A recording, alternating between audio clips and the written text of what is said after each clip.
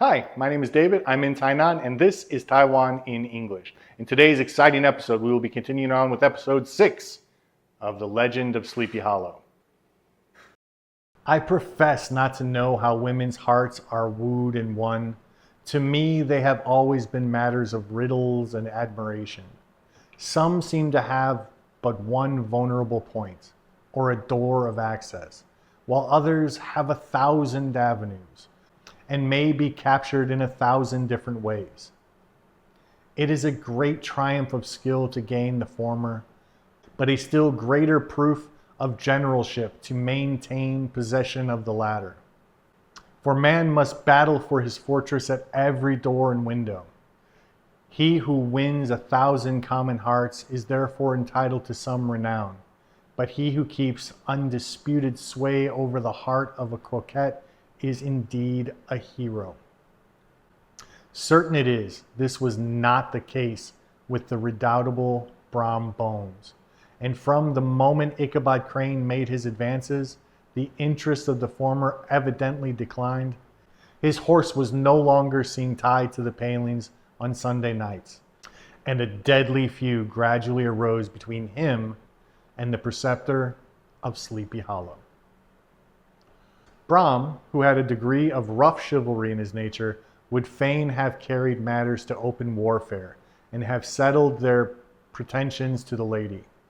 According to the mode of the most concise and simple reasoners, the knight-errant of yore, by single combat. But Ichabod was too conscious of the superior might of his adversary to enter the list against him.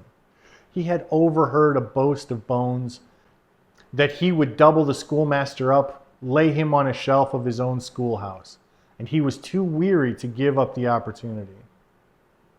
There was something extremely provoking in this obstinately pacifistic system. It left Brom no alternative but to draw upon the funds of rustic waggery in his disposition, and to play off boorish practical jokes upon his rival. Ichabod became the object of whimsical persecution to Bones and his gang of rough riders.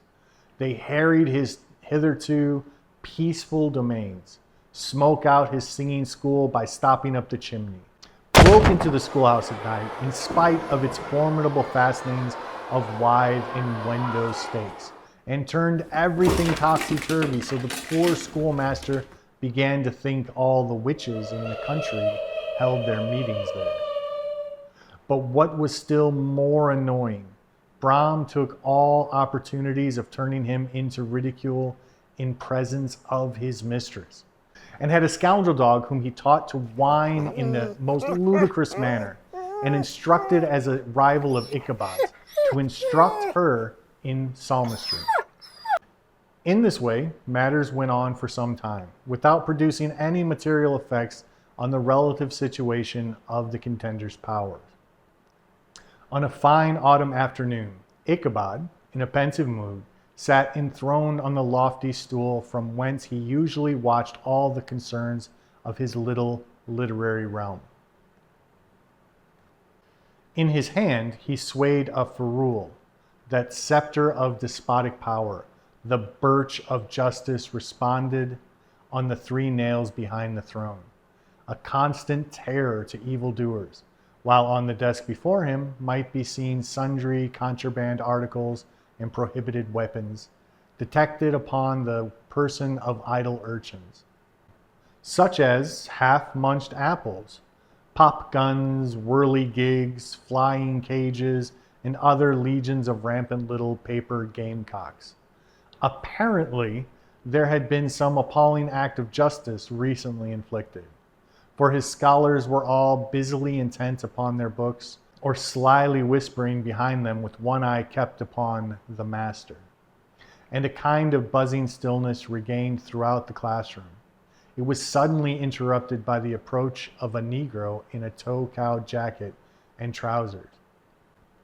A round-crowned fragment of a hat, like the cap of Mercury, and mounted on the back of a ragged, wild, half-broken colt, which he managed with a rope by way of halter. He came clattering up to the school door with an invitation to Ichabod to attend a merrymaking, or quilting frolic, to be held that evening at Katrina Van Tassel's. and having delivered the message with an air of importance and effort at fine language, which a Negro is apt to display upon petty embassies of the kind, he dashed over the brook and was seen scampering away up the hollow, full of the importance and hurry of his mission. All was now bustle and hubbub in the late, quiet schoolroom. The scholars were hurried through their lessons without stopping at trifles. Those who were nimble skipped over half with impunity, and those who were tardy had a smart application now and then in the rear, to quicken their speed or help them over a tall word. Books were flung aside without being put away on the shelves, inkstands were overturned, benches thrown down, and the whole school was turned loose an hour before the usual time, bursting forth like a legion of young imps, yelping and racketing about the green in joy at their early emancipation. The gallant Ichabod now spent at least an extra half hour at his toilet, brushing and furbishing up his best and indeed only suit of rustic black, and arranging his locks by a bit of broken-looking glass that hung up in the schoolhouse, that he might make his appearance before his mistress in the true style of a cavalier. He borrowed a horse from the farmer with whom he was domiciled, a choleric old Dutchman by the name of Hans van Ripper, and, thus gallantly mounted, issued forth like a knight-errant in quest of adventures. But it is meet I should, in the true spirit of romantic story, give some account of the look and equipments of my hero and his steed. The animal he bestrode was a broken-down plow horse that had outlived almost everything but its vivaciousness. He was gaunt and shaggy, with a ewe neck and a head like a hammer. His rusty mane and tail were tangled and knotted with burrs. One eye had lost its pupil and was glaring and spectral, but the other had the gleam of a genuine devil in it.